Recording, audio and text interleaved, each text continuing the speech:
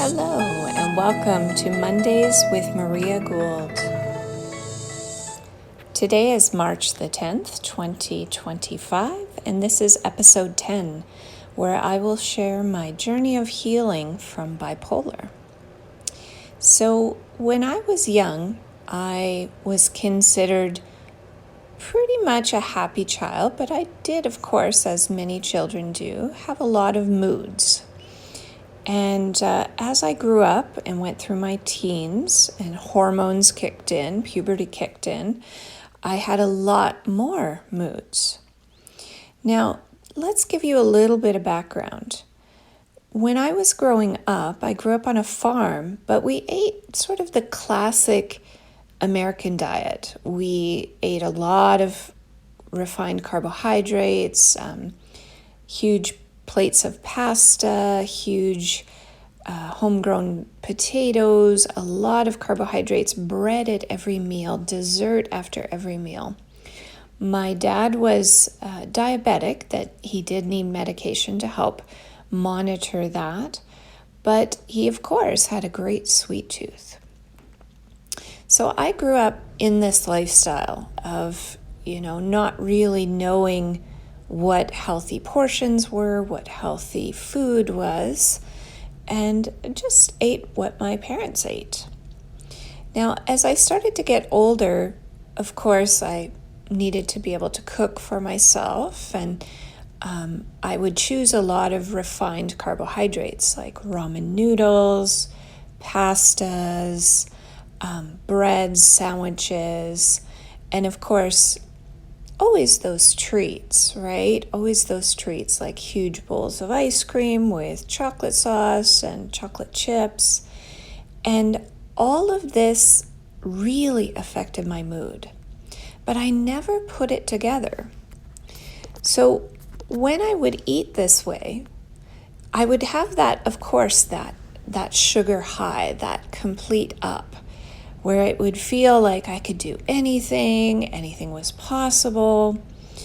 And it became shorter and shorter durations when all of a sudden my mood would shift and completely plummet. I would become irritated, I would become anxious, I would become outraged, right? And angry and throw temper tantrums and all of these things. So I didn't put it together for quite a while that my food was affecting my mood.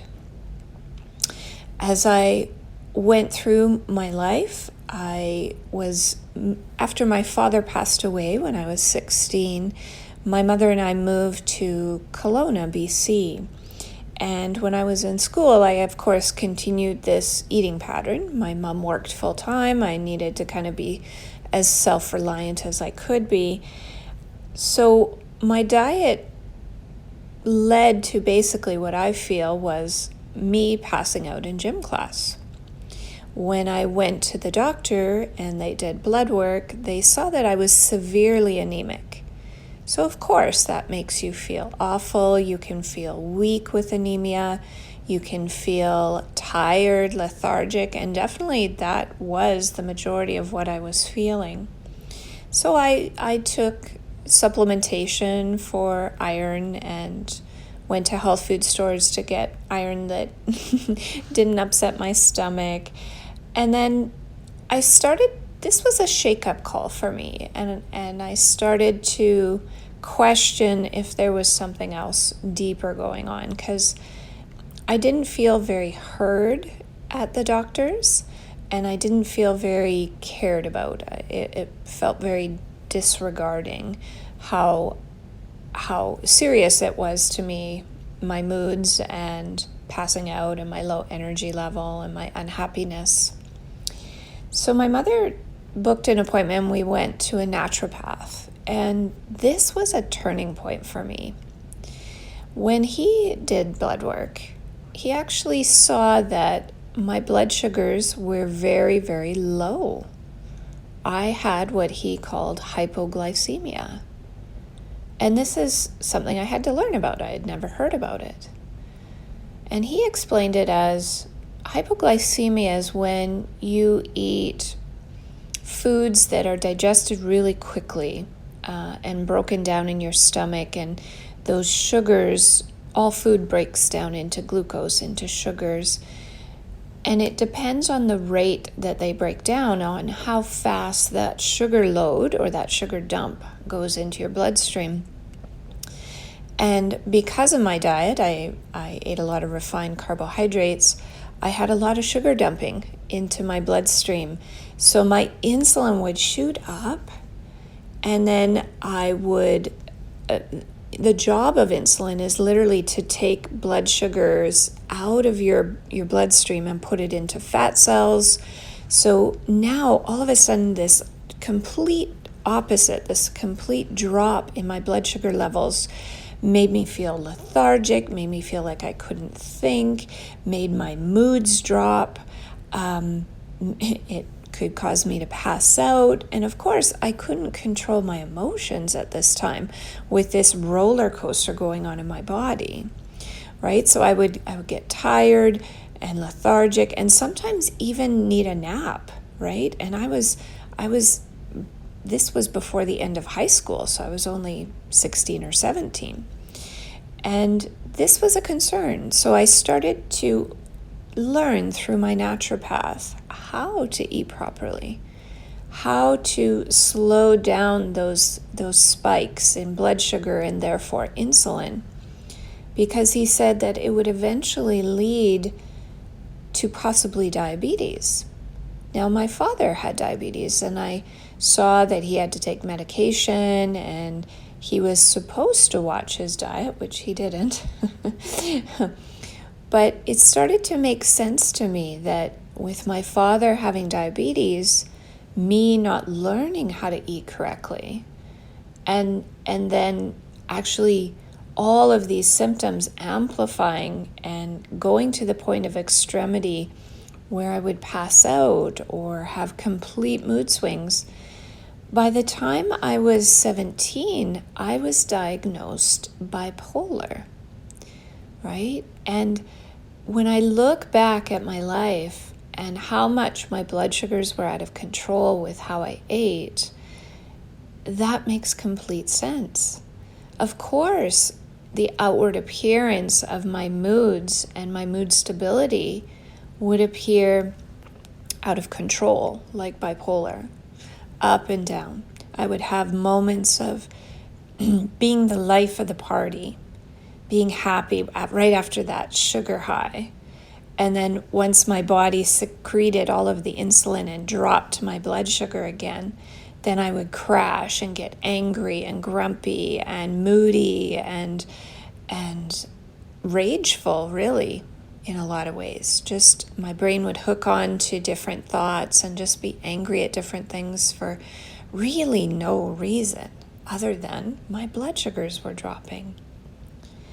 So in my journey of mental health, right, and I was young, I was still learning, I didn't understand back then how much my diet was affecting my moods. I went through the mental health journey. I went through medications, trying to find the right medication, because the hypothesis is that we have a chemical imbalance in our brain. Yeah, we have a chemical imbalance called blood sugar fluctuations. But at that time, I didn't know that, so I was trusting what the doctors were saying. I was following their recommendations. So I went to regular counseling. I went to find medications with a psychiatrist that would help stabilize my mood. Now, many of these medications were very numbing. I would feel like a zombie walking around, and they weren't good. Like I had no feelings.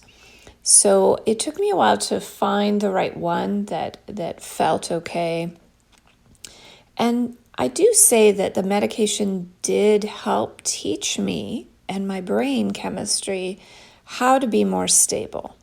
So if you need medications or you are on medications, this is great. But I hope that you hear underneath of my story really the underlying causes that I'm sharing, which a majority of was diet. So on my healing journey, I became more and more aware of how what we eat affects us, right? And those refined carbohydrates really would spike my blood sugar, and I would notice that. I noticed that I couldn't have jam on toast. My body did better with eggs in the morning or something higher protein. I couldn't have something that was really refined carbohydrates, like a cereal with milk in the morning or anything like that. I would have a sugar crash and feel awful all day. But if I had proteins in the morning and more proteins at lunch and healthy fats and lower amounts of refined carbohydrates, I started to feel better. I started to feel like I, for the first time, could recognize myself, that in truth, I was a kind and caring person for myself and others, but I was going through this healing journey. So learning how to eat was a huge, and still is a huge part of my health and balanced lifestyle. So another big aha that I had, and I did have very, very low self-worth, very low self-esteem. I worked on that in counseling, and I would tend to, if I made a mistake, beat up on myself mentally, right? Even though I would do a lot of good things, that one bad thing or one mistake, it wasn't even bad. It was just a poor choice or a mistake or an outburst that I didn't catch in time. And I would mentally beat up on myself about this for eons, canceling out all of the good things in my mind that I had actually done. So I came to a moment sitting with my partner, my husband, where I was in this beating pattern again.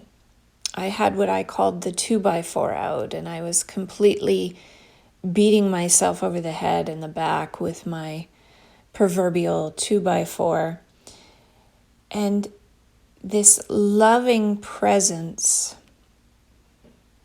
the divine presence of our Creator, came in a very profound way and showed me this analogy that it was me beating up on myself. It was no one else. No one else was to blame for how I felt. And this profound realization that I couldn't see before, that realization,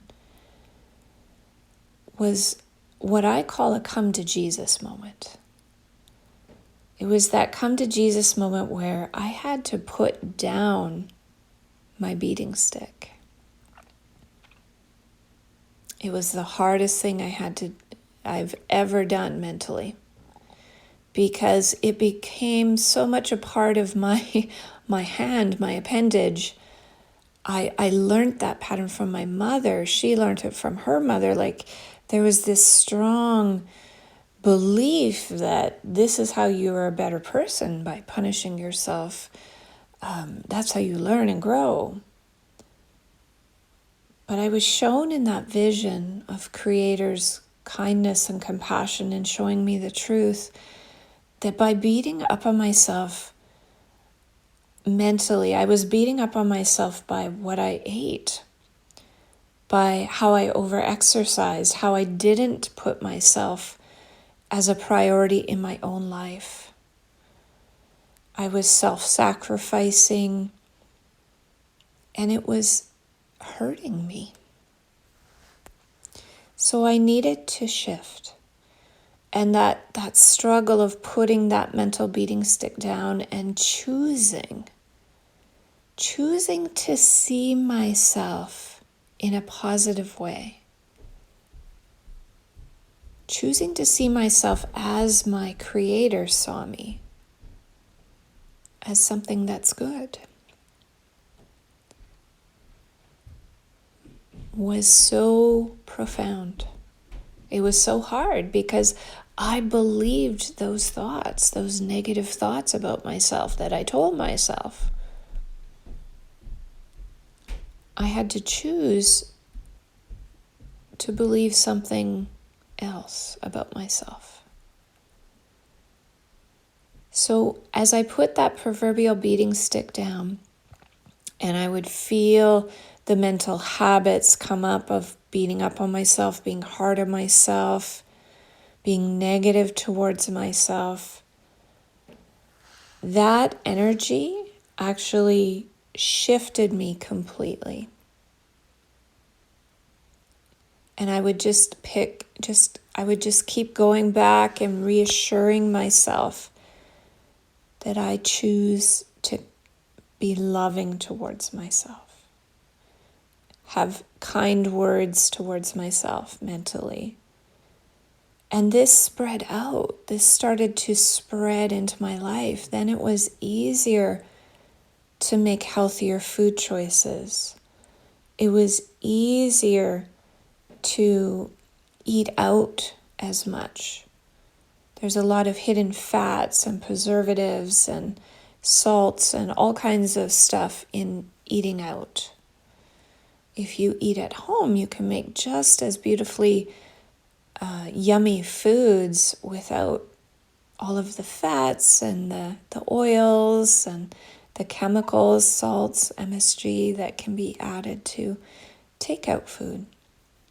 So I started to cook for myself more and started to learn to enjoy that. I would eat lots of vegetables, proteins, healthy fats, and much less carbohydrates. I really tried to stay away from the sugars especially. And of course, I had a history of anorexia and binging. So I told you earlier that I would have that chocolate ice cream and everything like that. So I had to learn to break that binging habit as well. I move my body daily, right? And I'm outside daily. All of these little things started to shift my mood and make me feel more myself, more stable. Now, the past probably 7 years, I've had a very devout daily spiritual practice that really anchors me in who I am, reminding me that I'm a child of Creator, that I'm part of Creator, and that I matter because I'm loved, I'm a part of Creator.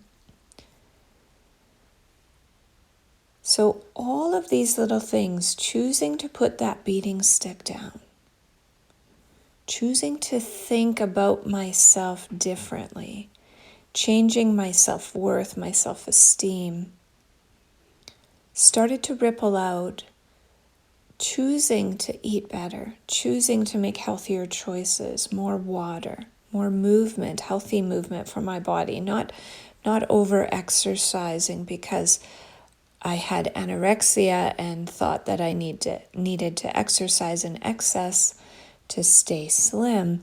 I started to exercise for joy because I did enjoy it, but not overly.